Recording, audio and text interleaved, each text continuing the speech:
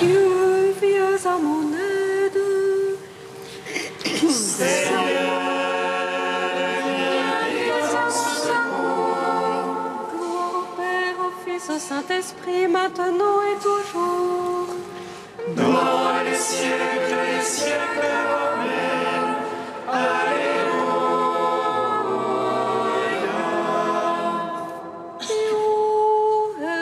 Esprit Saint,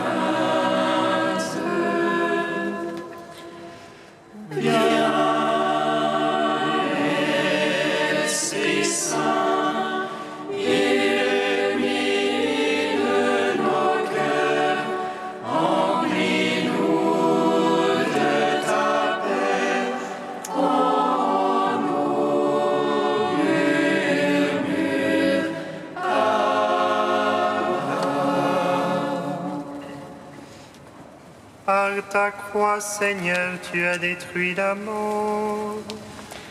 Tu as ouvert la mort, le paradis. Tu as changé en joie le deuil des saintes femmes. Et tu as donné l'ordre à tes apôtres de proclamer que tu es ressuscité, Christ Dieu, pour donner au monde la grâce du salut.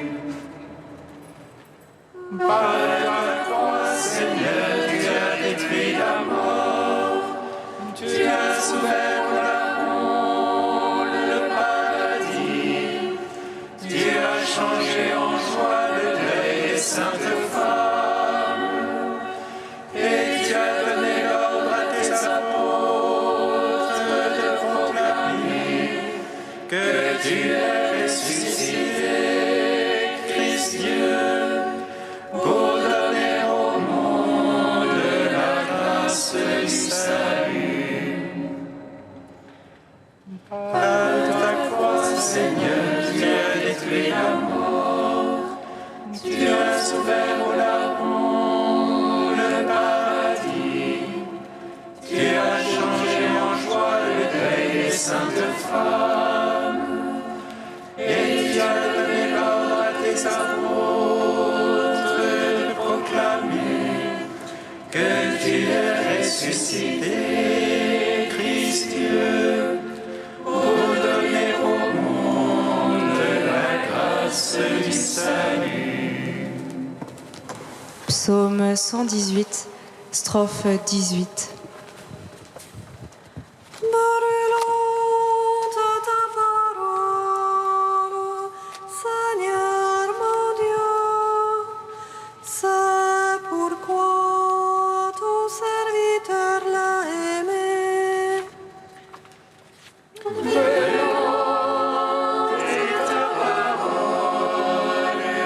Seigneur mon Dieu, c'est pourquoi ton serviteur l'a aimé. Oh, juste que tu es, Seigneur, droiture que tes jugements. Tu imposes comme justice ton témoignage, comme entière vérité. Le zèle de ta maison me consume, car mes oppresseurs oublient ta parole. Ta promesse est éprouvée entièrement. Ton serviteur l'a chéri. Chétif que je suis et méprisé, je n'oublie pas tes préceptes. Justice éternelle que ta justice, vérité que ta loi.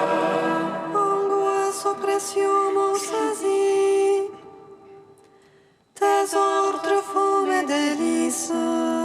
Justice éternelle que ton témoignage,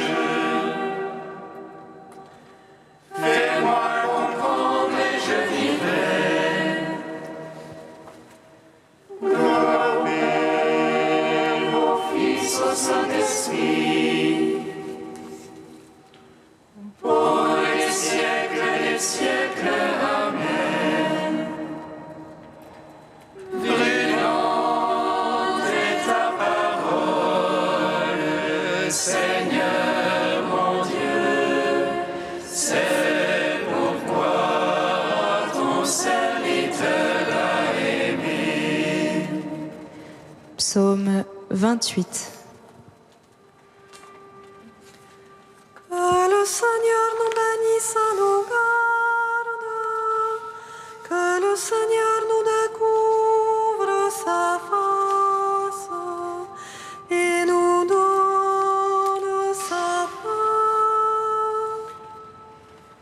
Que le Seigneur nous bénisse et nous garde, que le Seigneur nous découvre sa face et nous donne sa paix.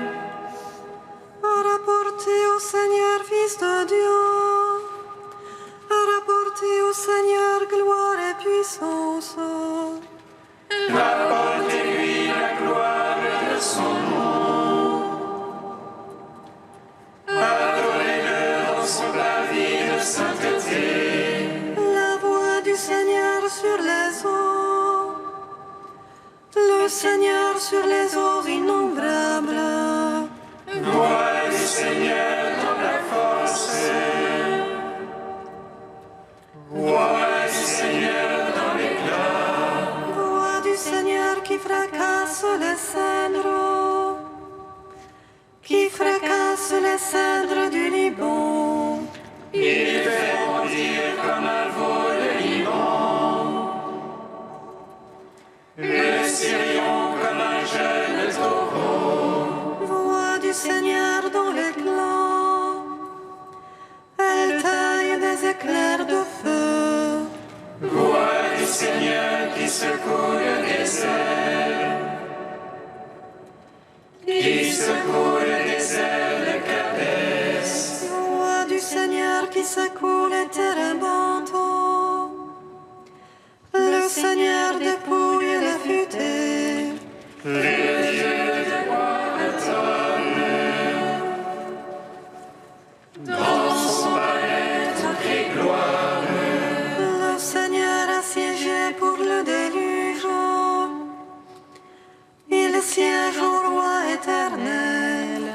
Dieu donne la puissance à son peuple. Dieu bénit son peuple dans la paix. Gloire au Père, au Fils, au Saint-Esprit, pour les siècles des siècles. Amen. Que le Seigneur nous bénisse et nous garde, que le Seigneur nous découvre sa face et nous donne sa paix. Psaume 29. Je t'exalte, Seigneur, toi qui me relève. Seul c'est mes ennemis se rire de moi. Seigneur, vers toi je criais, et toi, mon Dieu, tu m'as guéri. Seigneur, tu as tiré mon âme des enfers, me ranimant entre ceux qui descendent à la fosse.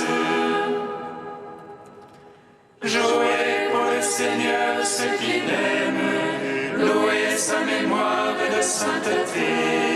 Sa colère est un instant, sa faveur pour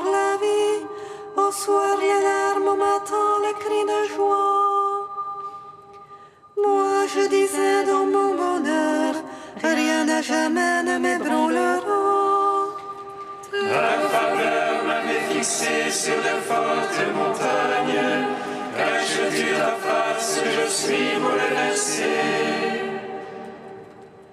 Vers toi, Seigneur, j'appelle, à mon Dieu, je demande pitié. Quand gagnes-tu à mon sang, à ma descente dans la tombe? Telle ou telle la poussière annonce-t-elle ta vérité? Écoute, Seigneur, pitié pour moi. Seigneur, sois mon secours. Pour moi, tu as changé le deuil en une danse. Tu dénouas mon sac et me ceignit d'allégresse. Aussi mon cœur te chantera sans plus se taire. Seigneur mon Dieu, je te louerai à jamais. Rends gloire au Père Tout-Puissant, à son Fils Jésus-Christ le Seigneur. À l'Esprit qui habite en nos cœurs, pour les siècles des siècles. Amen. Que le Seigneur nous bénisse et nous garde, que le Seigneur nous découvre sa face et nous donne sa paix. Cantique de la sagesse, page 265. Tu as donné à ton peuple une nourriture d'ange, Seigneur. Du ciel, tu leur as fourni un pain tout préparé. Un pain inlassablement donné, procurant toutes les délices. Il manifestait ta douceur envers tes enfants, à qui tu le donnais. Il se changeait en ce que chacun voulait, s'accommodant au goût de celui qui le prenait. Car la création qui est à ton service se tend pour le châtiment des impies et se détend pour faire du bien à ceux qui se confient en toi. C'est pourquoi, en se changeant en tout, elle se mettait au service de ta bonté. Et nourrissait selon son désir ceux qui étaient dans le besoin. Ainsi tes fils, Seigneur, l'apprennent. Ce ne sont pas les fruits de la terre qui nourrissent l'homme, mais c'est ta parole, Seigneur, qui garde ceux qui croient en toi. Rends gloire au Père Tout-Puissant, à son Fils Jésus-Christ le Seigneur. À l'Esprit qui habite en nos cœurs, pour les siècles des siècles. Amen.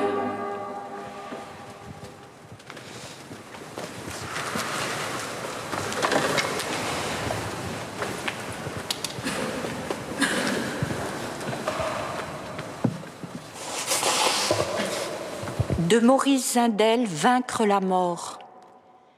Si les œuvres d'art sont aussi vénérables, et si elles sont sacrées, c'est qu'elles portent empreinte de ce moment unique où l'artiste s'est dépassé dans la contemplation et s'est perdu de vue dans ce dialogue qui est la vie de notre vie. Alors, à combien plus forte raison l'homme lui-même, quand il vit de cette beauté et de cette harmonie, quand il est tout entier devenu cette musique, devient-il un centre éternel. De la circonférence où il s'égarait et s'épuisait, l'homme en Dieu est relié au centre et devient lui-même un centre où toute l'histoire s'organise, où la vie reprend signification, où toute réalité transparaît à travers un visage. Le monde devient visage. Le monde devient quelqu'un. Le monde n'est plus une chose, il n'est plus un obstacle ou une opacité, un refus, une condamnation de l'esprit. Le monde devient lisible pour l'esprit. Il devient cet immense livre où saint Bonaventure voulait lire la Trinité. Il cesse d'être dehors, il devient lui-même une réalité du dedans, parce qu'il y a désormais une ouverture, un lien, une communication, une relation qui s'établit entre toutes choses, et toute chose devient une référence à la même présence, indique le même visage et nous reconduit à la même source. Il est donc vain de se demander pourquoi les morts ne reviennent pas. Cela ne signifie rien du tout, parce que dans le monde de l'esprit, la connaissance est une naissance. Elle suppose une intimité, une communication, une identification. Il s'agit donc de vaincre la mort aujourd'hui même. Le ciel n'est pas là-bas, il est ici. L'au-delà n'est pas derrière les nuages, il est au-dedans. C'est aujourd'hui que la vie doit s'éterniser. C'est aujourd'hui que nous sommes appelés à vaincre la mort, à devenir source et origine, à recueillir l'histoire pour qu'elle fasse à travers nous un nouveau départ. Aujourd'hui, nous avons à donner à toute réalité une dimension humaine pour que le monde soit habitable, digne de nous et surtout digne de Dieu.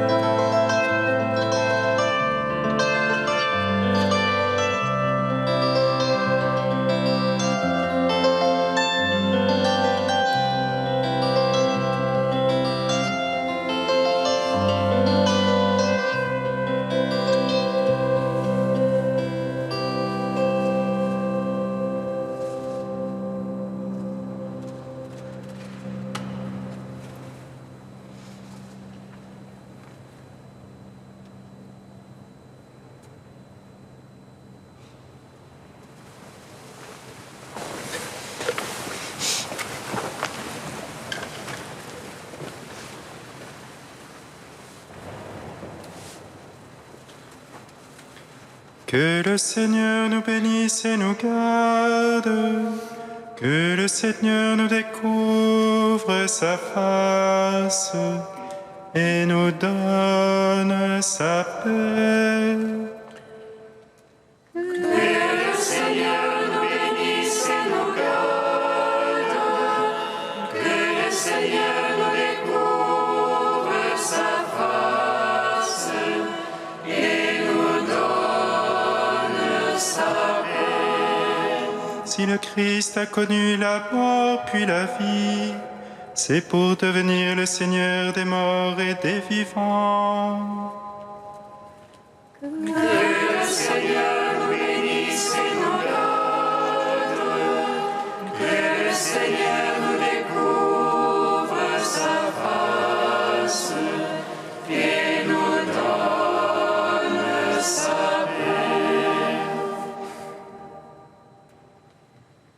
Lecture de la lettre de saint Paul apôtre aux Romains. Frères, aucun d'entre nous ne vit pour soi-même, et aucun ne meurt pour soi-même. Si nous vivons pour le Seigneur. Si nous mourons pour le Seigneur.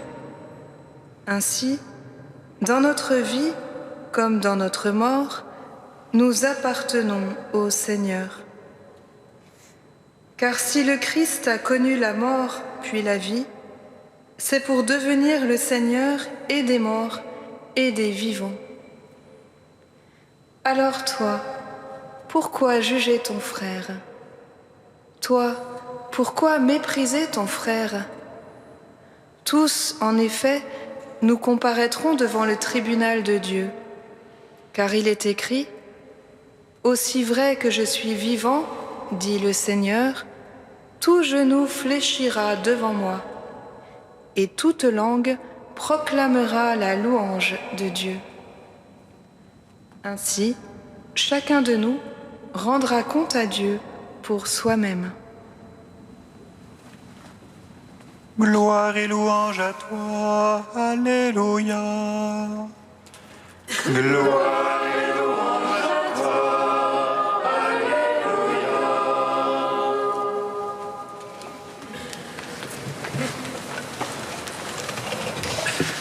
Frères et sœurs, c'est toujours émouvant de lire un passage d'une lettre de Saint Paul.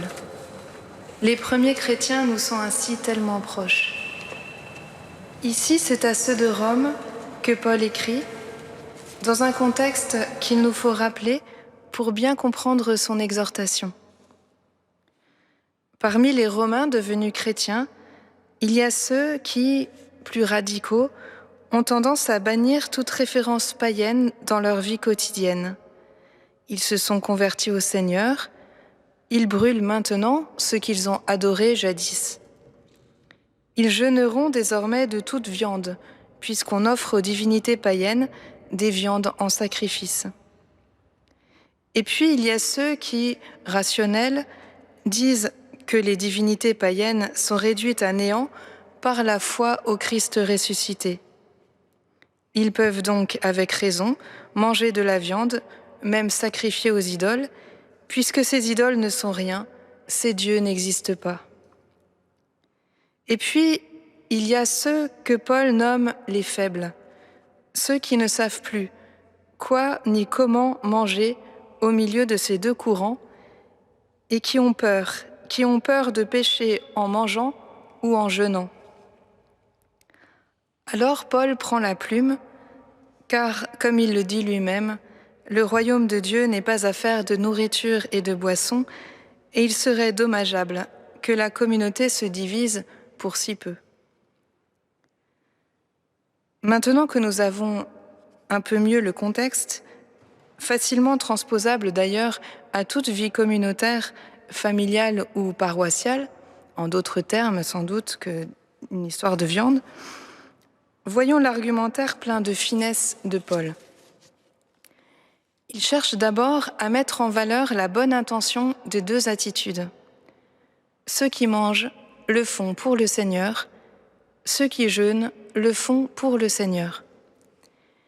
Et donc l'important ici n'est pas de manger ou de jeûner, mais d'être dans cette attitude profonde du cœur, cette attitude d'action de grâce et d'offrande, quoi que l'on fasse. Aucun d'entre nous ne vit pour soi-même et aucun ne meurt pour soi-même. Si nous vivons pour le Seigneur. Si nous mourrons pour le Seigneur. Dans notre vie comme dans notre mort, nous appartenons au Seigneur. Là est la clé, et c'est une clé judicieuse pour les chrétiens de Rome au 1er siècle, comme pour nous aujourd'hui. C'est la clé qui nous permet de sortir du jugement sur les autres, du mépris, de la comparaison, toujours mortifère. L'Apocalypse le dit aussi à sa manière, d'une manière imagée. Il y a 12 portes pour entrer dans la Jérusalem céleste, 3 sur chaque côté. Et comme c'est un carré, il y a des portes opposées. La sainteté que Dieu demande à l'un peut paraître contredire celle qu'il demande à l'autre. Mais la sagesse de Dieu se révèle juste en tous ses enfants, à partir du moment où tout est vécu pour le Seigneur. Alors, jeûne ou festin, douleur ou joie, mortification ou louange, tout peut porter du fruit, tout glorifie Dieu, tout est Eucharistie. Frères et sœurs, saint Paul nous avertit. Gardons-nous de nous juger les uns les autres. Comparer, c'est pécher. Il nous propose plutôt de nous aider mutuellement à appartenir en tout au Seigneur. Nous avons tous à passer par une mort avec le Christ pour vivre une résurrection en lui. Mais cette modalité de nos Pâques quotidiennes nous échappe, car elle n'est pas la même pour tous. À nous, une seule chose est demandée, ne plus vivre pour soi-même, mais tout vivre pour le Christ, avec lui, en lui, quoi qu'il nous soit donné de vivre. Oui, avec Jésus, tout peut avoir du sens, tout a du prix, tout peut porter du fruit. Oui, il y a de quoi tomber à genoux devant lui, de reconnaissance et de joie, car il permet que tout en nous soit sien. Et c'est ainsi que tout en nous sera saint.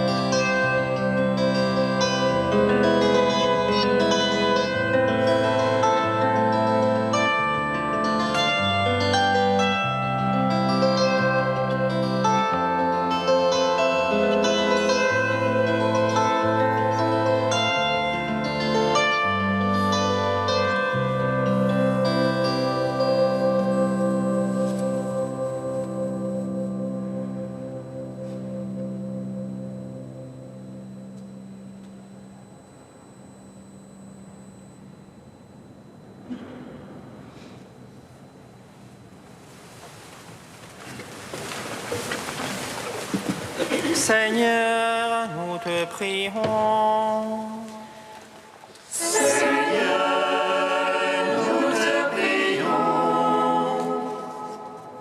Nous te prions, Seigneur, d'éclairer tous ceux qui ont le pouvoir de faire évoluer la législation dans notre société pour plus de respect de la création et de la liberté de l'homme.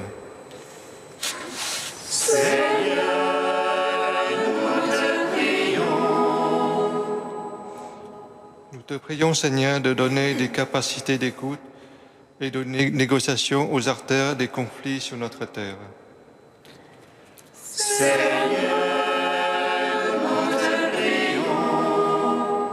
Nous te prions, Seigneur, de guider tous les professionnels des médias pour qu'ils mettent leur talent au service de la paix.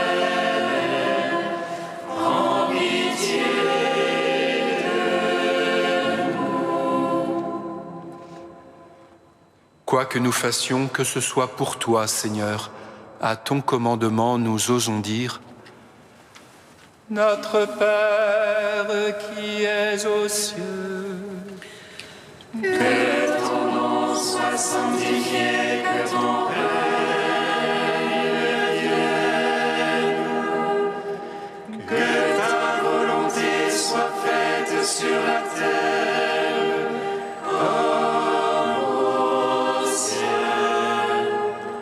Donne-nous aujourd'hui notre pain de ce jour. Pardonne-nous nos offenses comme nous pardonnons aussi à ceux qui nous ont offensés. Et ne nous laisse pas entrer en tentation, mais délivre-nous du mal. Car c'est à toi qu'appartiennent le règne, la puissance et la gloire, pour les siècles des siècles. Amen.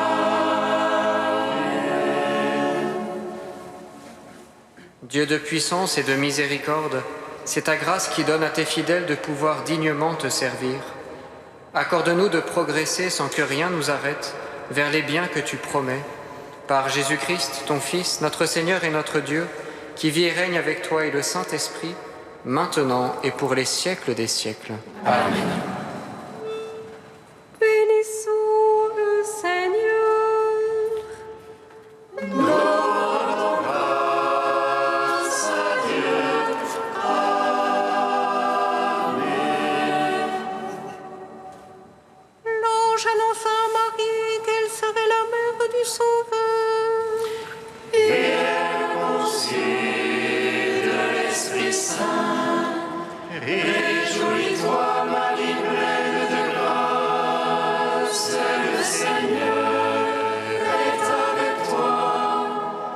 Tu es bénie entre les femmes et Jésus, le fruit de ton sein, est béni. Voici la servante du Seigneur. Qu'il me soit fait selon ta parole. Réjouis-toi, Marie pleine de grâce, le Seigneur est avec toi. Tu es bénie entre les femmes et Jésus, le fruit de ton sein, est béni. Et le Verbe s'est fait chair. Et il a demeuré parmi nous. Réjouis-toi, Marie pleine de grâce, le Seigneur est avec toi. Tu es bénie entre les femmes et Jésus, le fruit de ton sein, est béni. Priez pour nous, Sainte Mère de Dieu. Afin que nous soyons rendus dignes des promesses